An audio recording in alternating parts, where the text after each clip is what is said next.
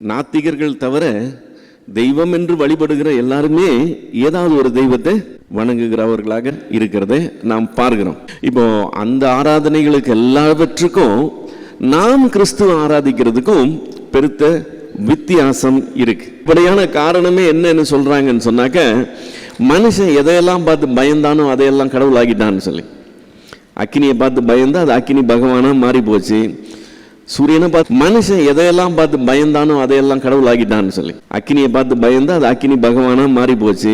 சூரியனை பார்த்து பயந்தா சூரிய பகவானா மாறி போச்சுன்னு சொல்லி மனுஷன் எதெல்லாம் பார்த்து பயந்தானோ அதெல்லாம் தனக்கு கடவுளா மாத்திட்டான்னு சொல்லி.